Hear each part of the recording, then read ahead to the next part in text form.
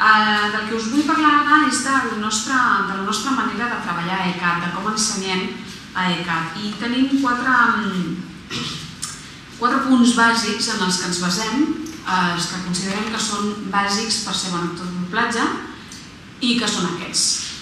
Una bona dicció, capacitat interpretativa, control i cura de l'instrument veu-cos, perquè no considerem que treballem només amb la veu, o només amb la boca, o només amb la gola, o només amb el cap i els ulls, sinó amb tot el cos, i el ritme. Us vull presentar part del professorat i començaré per la Helen Robson, que la tinc aquí a l'esquerra, que durant la segona part dels nostres cursos, que es divideixen en dos nivells, primer nivell i segon nivell, en el segon nivell la Helen donarà classes als alumnes i ella us explica una mica la seva assignatura i el seu...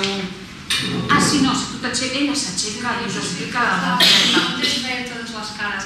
M'agradaria parlar en català, però estarem fins a Nadal. Falta paraules. Si no us importa hablo en castellano y vaig fent les classes, ¿vale? He traído una amigueta que tampoco habla muy bien en catalán, que se llama Lola. Y, hombre, ella más o menos es la explicación de lo que es VoiceCraft. Creo que cuando se habla de VoiceCraft por ahí, se habla como una técnica para cantantes. No sé si vosotros habéis escuchado nunca hablar de la técnica de VoiceCraft. ¿Alguien sabe? Yo he oído hablar porque he estudiado en la escuela de teatro. Vale.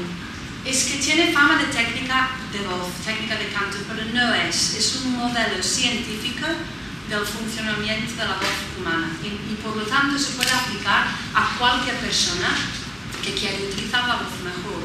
Y esto puede ser desde una persona que trabaja en un banco hasta un cura, hasta una persona que quiere hacer doblaje y los cantantes evidentemente también. Entonces me parece muy interesante como modelo de funcionamiento para aplicar a lo que vosotros vais a hacer, que es doblaje, que es puramente voz. No tenéis ni la gracia de poder utilizar la cara para comunicar.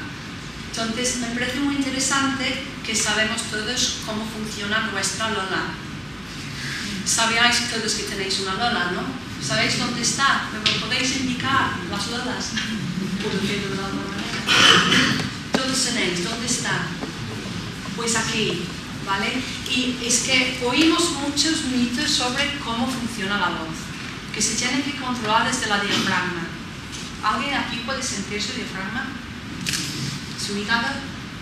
No, tampoco. Entonces vamos a mirar muy a fondo exactamente dónde hacemos el sonido, que es aquí. Y si todos ponéis la mano aquí, para asegurar que lo habéis traído, porque si no va a dar un poco de patatús, moverla, ¿vale? Una pequeña prueba. Vamos a hacer una cosa que se llama la sirena. Vamos a hacer este sonido.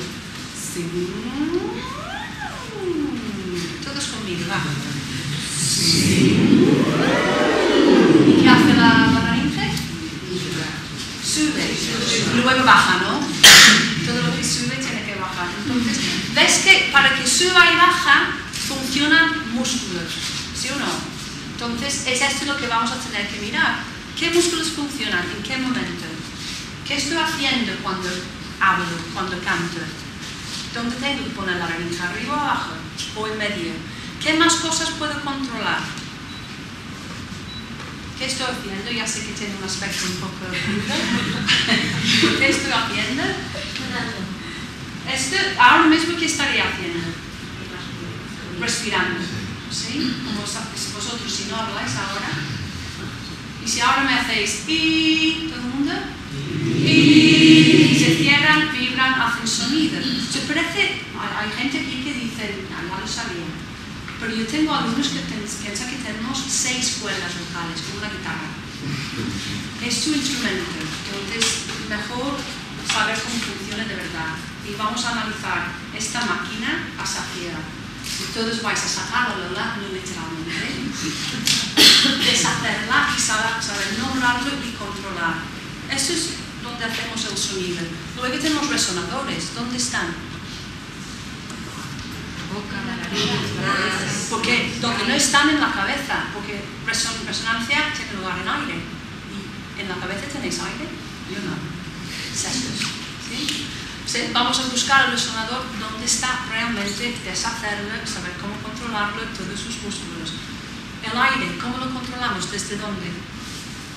¿Realmente desde el diafragma o desde otro sitio? Pues vamos a mirarlo científicamente y al final, cuando sabéis todo cómo funciona, también cantaremos un poco si me permitís, porque al fondo son músicos. Me dejaréis, ¿no? Hacer un poco de canto. ¿Quién son los de segundo nivel que van a hacer clases conmigo? Vale, pues a casa aprender a cantar un poco, ¿vale? Hago audiciones en la primera clase. ¿Ok? Son 16 horas, o sea, vamos a estar en un túnel de viento. Pero al final, espero que podáis analizar las voces auditivamente, tanto otras voces como la tuya, así, en plan, exactamente cómo funciona y qué músculos están trabajando cuando. ¿Ok? ¿Alguna pregunta? ¿No? Guay. Vale, ¿qué está? Muy bien, gracias.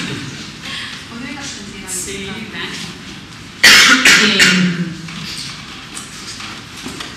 a veure, a part d'això que explica la Helena en aquesta part, en aquest punt de l'ensenyament, el control i cura de la veu, volia precisar un tema que és un mite, no? El mite de jo és que tinc bona veu, vull fer doblatge. Ni és imprescindible ni té relació directa el fet de tenir una bona veu. Què vol dir una bona veu? Una veu bonica? Què vol dir una veu bonica? Qui té la veu bonica? A mi m'agrada la d'ella, a mi m'agrada la d'ell, però potser si és qüestió de gustos, això no té res a veure. En doblatge cal que hi hagi sobretot una àmplia gamma de veus, versatilitat a les pel·lícules sorgent amb veus de tots els colors i de totes les formes. Aleshores, què ens interessa? Què li interessa a la professió? A la professió, evidentment, li interessa un ampli catàleg de veus. I a nosaltres, com a actors de doblatge, ens interessa ser molt versàtils. Com més coneguem el nostre instrument i sabem com el podem fer servir, podrem donar diferents colors a la nostra veu. I no sempre sonarà igual. Podrem jugar que si faig una bruixa vella, doncs li pugui donar aquest color i aquesta manera i tal, i que si un altre dia faig una gameta jove i dolça, doncs també pugui fer servir més aire quan em convé, fent-la ressonar de la manera que m'han ensenyat, d'acord?